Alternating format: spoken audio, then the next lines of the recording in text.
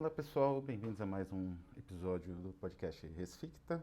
Hoje é digamos assim, um episódio do Espeleologia particularmente especial, né? Nós vamos tratar de um tema, na verdade de uma obra, e essa obra envolve uma série de temas correlatos que eu vou tentar mais ou menos comentar. Não vai dar para explicitar todos, talvez eu volte a essa obra de novo, eu já fiz um vídeo sobre ela, ou dois, enfim.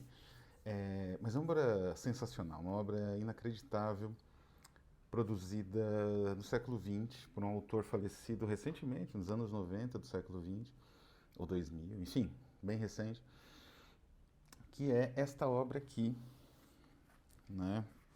Vem desse estojo, né? Que é Astronautila, de Gian Cresaldlo, né? A Odisseia Cósmica. É importante comentar um pouco de alguns contextos interessantes dessa obra, né? E sobre o autor também. Isso, uma boa parte do meu vídeo, uma parte pelo menos do meu vídeo, foi inspirada indiretamente por um artigo que saiu na revista Antigone. Essa revista aqui é uma revista de estudiosos de estudos clássicos, né? De pessoas aí que estão envolvidas em estudos clássicos. E o texto chama-se The Last of the Greek Aeoidoi, Ian Cresaldlus Astronautila, de Ben Broadbent, que é um estudante de Oxford, como seria de se imaginar, que é, digamos assim, a terra, né, do classicismo, especialmente do classicismo a partir do século XIX, né? O classicismo entendido aí como uma percepção estética, como uma discussão mais ampla das questões colocadas pela cultura, né? Especialmente pela cultura, evidentemente, grega, mas não só. E é um texto excelente, eu vou colocar o link dele aqui na descrição do vídeo. E nesse texto ele fala bastante, né? Esse Ben Broadbent, ele está estudando, trabalhando numa tradução do Astronautila para o inglês. Provavelmente deve ser a tese de doutorado dele. E aí ele comenta um aspecto que já é o aspecto que eu já quero começar a falar aqui, que me interessa bastante e com o qual eu concordo substancialmente dentro do ponto de vista que ele expõe no texto, né? Que é a ideia de que as línguas ditas mortas ou clássicas, né, o latim e o grego, mas a gente pode pensar no sânscrito, algumas línguas empregadas aí na Ásia ou na América, que tem uma descrição, tem inclusive sua própria, digamos assim, uh, gramatização, né, mais ou menos realizada. Um aspecto que ele coloca, que é muito, que eu considero muito justo, muito adequado, é que essas línguas, elas são de tudo línguas. Elas, assim, existe um peso clássico em cima do latim ou do grego, né? Um peso que vem, sobretudo, eu creio, da cultura de massa, né? Da maneira como a cultura de massa absorveu a cultura greco, a cultura clássica. Inclusive, essa absorção tem uma série de desvios ah, sangrentos, desvios assim, é, inacreditáveis e destrutivos, né? Como é o próprio nazismo. O nazismo se embasa, não digo numa espécie de visão clássica ou neoclássica, né? Mas numa estetização neoclássica do cotidiano das pessoas que viviam na Alemanha. Assim também um pouco o fascismo. Embora não seja só isso, né? Essa estetização ela tem uma série de interpretações, cruzamentos, curtos-circuitos com outras tradições culturais pequeno-burguesas, o Biedermeier, certa interpretação, certa visão romântica muito superficial que redunda, por exemplo, no nacionalismo. Então, assim, evidentemente, o complexo cultural do nazifascismo é muito mais amplo, muito mais, digamos assim, intrincado do que só a cultura clássica. Mas a cultura clássica costuma ser o grande, digamos assim, carro-chefe, né? O Link, né, o estudioso de quadrinhos, ele sempre que ele vai analisar algum quadrinho a partir de uma estética dentro de um parâmetro de estética fascista, é porque esse quadrinho tem desenhos clássicos. E não é bem assim. Não é bem assim, até porque o classicismo, originalmente, tanto na visão dos românticos alemães, quanto na visão dos britânicos a partir de Walter Pater, Oscar Wilde, Vernon Lee, William Morris, porque por mais que ele tivesse, ele também era de Oxford, né? Por mais que ele tivesse uma visão centrada mais na Idade Média, ele sabia de onde vinha certos elementos essenciais da Idade Média, e o desprezo dele era mais pelo neoclássico e pelo renascentista do que propriamente pelo clássico. É, tanto então românticos como Goethe, Hölderlin, Novalis, né, quanto o esteticismo britânico possuem elementos tão subversivos, né, de questionamento da ordem social mesmo, tanto no aspecto sexual, quanto no aspecto político, quanto no aspecto econômico, ou na noção de organização social pautada em guerra e conquista, que é muito difícil, né, você alinhavar esses autores e esses pensadores com o Hitler ou com a noção de classicismo do fascismo. O mesmo vale também para Nietzsche, que também era um estudioso do classicismo, né?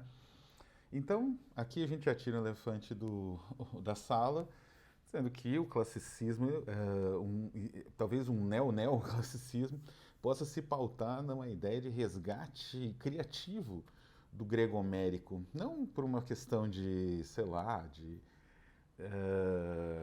uma visão elitista de sociedade, mas por uma questão até o contrário, né? Uma visão de que isso possa se espalhar pela sociedade, estimular a compreensão desses caracteres que fazem parte da nossa cultura, da nossa história, quer a gente queira, quer não, e, mais do que isso, simbolizar uma espécie diferente de exílio, né? Eu tenho aqui a Odisseia, é um livro sensacional, né? Acho que eu, uma vez por ano eu faço a releitura, religiosamente, né, desse livro, porque ele trata de quase todos os temas relevantes na humanidade desde sempre. De guerra, de retorno ao lar dos guerreiros, dos soldados, de como é esse retorno, de como eles são tratados, de quem espera eles, de quem não espera. É praticamente uma síntese do drama humano com episódios incrivelmente belos, incrivelmente imaginativos. Provavelmente é um monumento, né, que a humanidade tem escrito. Talvez o primeiro, tem outros, né? Mas o primeiro é esse. Então você recolocar o idioma, usar a linguagem, que é uma ferramenta como outras, usada por Homero em circulação da sua forma, é um evento único. E é exatamente o que o Jean Cresado faz, né? É importante a gente falar um pouco de quem é o Jean Cresado, né? Essa ilustração aqui é sensacional. Se não me engano, é do filho dele, inclusive. Não é? Mala Komicska Odisseia. Impresso em Praga, né? Bom, o Jean Cresado é um pseudônimo, né? O nome verdadeiro dele, eu não sei se tem algum lugar aqui. Vaclav Pinkava, né? Vaclav Pinkava. Ele era um pesquisador da sexualidade, um psicólogo. Foi muito perseguido pelos stalinistas, bom, não só ele, né? A Tchecoslováquia teve uma vigência de um regime stalinista terrível na sua, digamos assim, logo depois da Segunda Guerra Mundial, com julgamentos, como se fosse um grande circo, né? Relatados aí num livro que eu já comentei aqui, que é A Confissão, do Arthur London. Não só a Tchecoslováquia, né? A Romênia, né? Etc. Só a Iugoslávia escapou um pouco disso, né? Mas, em 1968, que é quando o nosso amigo aqui, Vaclav Pinkava, terminou a sua tese de doutorado sobre sexualidade e estruturas lógicas de significado, estava em pleno desenvolvimento a Primavera de Praga, que foi uma tentativa de fazer o que os próprios políticos, né, era um movimento político da elite do Politburo tcheco, Então, essa elite mesmo declarava que era o socialismo com rosto humano, né? Diferente daquele praticado nos anos 50, que era que esmagava o rosto humano, dava um tiro nesse rosto humano. E o Will Cruzado, então, aproveitou essa liberdade, né? Não só ele, Václav Havel, por exemplo, que é um dos maiores dramaturgos do planeta depois da Segunda Guerra Mundial. E eles todos estavam ali nessa efervescência, né, de Praga dos anos 60. Foi quando ele produziu mais. Ele tem uma série, o Jean Cresádolo, Václav Pinkava, né, o sobrenome. Aí ele, eu acho que já tinha adotado o Jean Cresádolo como seu nome de pluma, né, nome de plume. Ele escreveu muito, tem muitos romances dele, assim, uns 15, todos em tcheco, né? E ele. Só que acabou. Os soviéticos, como sempre, né, como aconteceu na Hungria em 56, invadiram a Tchecoslováquia, cercaram, invadiram Praga, metralharam estudantes, bom, usual de regimes autoritários. E o Crezado então fugiu para Londres, ele, a família, os 4 filhos, inclusive foi um dos filhos com o qual obtive essa pérola, é um dos livros mais especiais da minha coleção, assim. E ele então começou a produzir, inclusive em tcheco, na Inglaterra, né? E aí ele produziu muita coisa. Eles têm um único livro chamado Grave Larks, que eu pretendo importar e ler e trazer aqui nas resenhas, que tem já uma espécie de hexâmetro heróico, né? Um poema épico em homenagem ao Stalin, quer dizer, uma homenagem bastante irônica, que ele já escreveu em grego, né? Então essa é a primeira, digamos assim, a primeira grande a primeira grande criação dele em grego homérico, né? Muitos anos depois, se não me engano, no final dos anos 80, que vem mais ou menos falando, só que é tudo em. Ele morreu em 95, né? O Cresálio, só que infelizmente tudo em a ode a Stalin, né? Como eu mencionei. Infelizmente é tudo em tcheco, né? Mas assim, ele faleceu em 95 e em 89 ele começou a escrever o Astronautila, que é composto essencialmente por, aqui fala quantos? 6.500 versos de feição homérica, que ele fez assim, manuscrito. A versão datilografada é em tcheco, está disponível na biblioteca de Praga, se não me engano, e a versão, aqui é a versão, digamos, que ele fez à mão, né? E são muitas páginas assim, né? Mas o que é o astronaute lá, digamos assim? Aí vale um pouco contar um pouco da minha história com esse livro, né? Eu pretendo ano que vem fazer uma campanha para um livro a respeito do astronauta, com algumas traduções do Cresádolo, do latim no caso. Talvez dê certo, vamos ver. Né? E com a tradução do primeiro texto que eu tive contato, que foi publicado aqui, no livro Booklore. Já comentei desse livro também aqui no canal. É um livro que eu ajudei a fazer a organização, né? A organização, eu e Jonas Plogger realizamos. Eu tenho um texto aqui também, mas o texto de Andrew Condos, que se chama Cosmic Odyssey, né? É justamente um texto, Cosmic Odyssey, a respeito deste livro aqui. Esse texto já foi traduzido e publicado pela Rafus Press dentro do clube de assinantes Resficta. É esgotadíssimo. Eu acho que não sei nem se consegui dar para todos os assinantes. E a tradução foi da Melissa Bart, né? O que é exatamente esse Cosmic Odyssey, essa apresentaçãozinha aqui, que eu vou republicar, né? Vou pedir autorização da Melissa e vou republicar nesse novo livro a respeito do Cresálio, de apresentação mais geral, com fotos mais fotos do astronauta, etc. O Andrew Condos, que é um colecionador incrível de livros, assim, uma cultura gigantesca, um conhecimento de vários idiomas do leste europeu, romeno, tcheco, Ele é aquelas figuras assim que são, não são, são mais ou menos raras, né? O Klaus Laufenburg também é assim, né?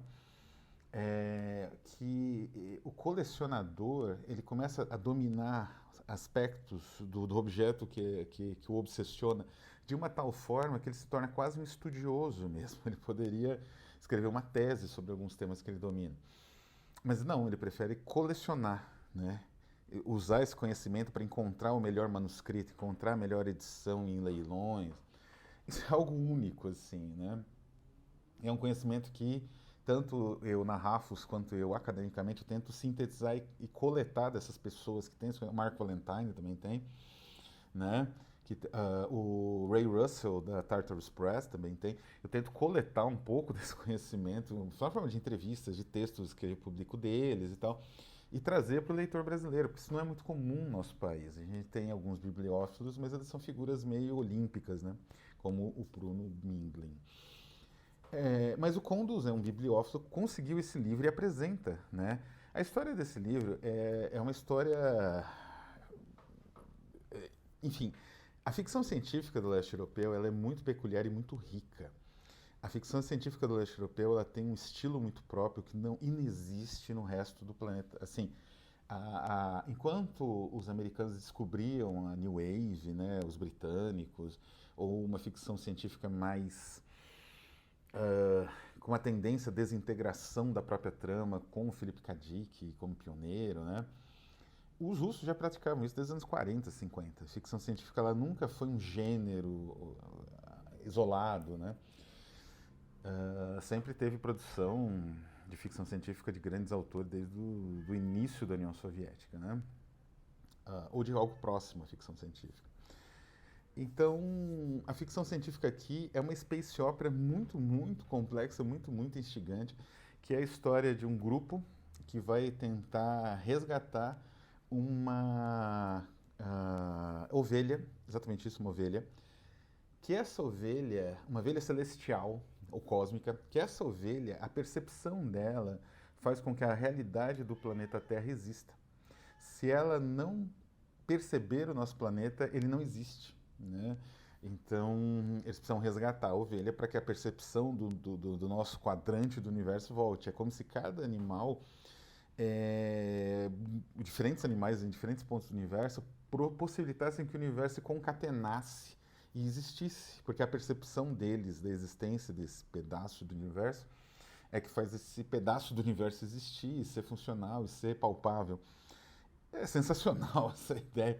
A história é relatada por um gambá que tem a possibilidade de aprender ou se expressar, ou os dois, nas mais diferentes idiomas do sistema planeta, do sistema galáctico, né? E aí é uma corrida, né? Eles vão de planeta em planeta atrás, né? Mais ou menos como a própria Odisseia, tem bastante disso na Odisseia, desde o próprio início lá né, do Telêmaco, né? Telemaquia, até o desenvolvimento todo da narrativa do Odisseu, né? Tem bastante disso. Então é bem isso, né? Eles vão entrando em planetas e cada planeta é único e tem uma representação visionária, né? A realidade visionária é tão, digamos assim, bem construída que o poema épico ele vai evocando diferentes gêneros na própria construção dele, né? Que é exatamente o que o rapaz aqui que está traduzindo para o inglês, né, que escreveu o texto para Antígone, o Ben Broadbent, ele destaca. Às vezes tem um aspecto Lovecraftiano, quase, de terror mesmo. Muito bem construído, aliás, muito bem feito. Como nos poemas, quer dizer, de certa forma é uma expressão até menos truncada, que é mais limpa, né, que os poemas Lovecraftianos. Às vezes tem uma configuração mais próxima da própria cultura do símile, né, da utilização de elementos da própria cultura clássica. E isso dentro de um grego, digamos assim, homérico, muito criativo, que o Ben Broadbent ele fala como isso é interessante você ler a língua em uso, né? Então tem certos aspectos, o uso de desinências, esse tipo de estruturação do grego antigo, que é bastante complexa, bastante sofisticada e difícil de você dominar, que o Crezado ele dá uma série de soluções únicas. Além do mais, ele está descrevendo coisas que não existiam, né? Sei lá, robô, foguete, nave espacial. Isso não existia, né? Explosão atômica, né? Isso não existia no tempo, em tempos homéricos. Então, ele vai criando neologismos em grego também. E é algo, assim, ao mesmo tempo que o leitor ele percebe a continuidade de um universo que se reestrutura diante dele, né, desse universo homérico, desse universo desse tipo de poema aqui, né, ele está diante de algo completamente novo, que você não, o leitor ele não tem nem muitas ferramentas para realmente decifrar o que está acontecendo diante dele, né?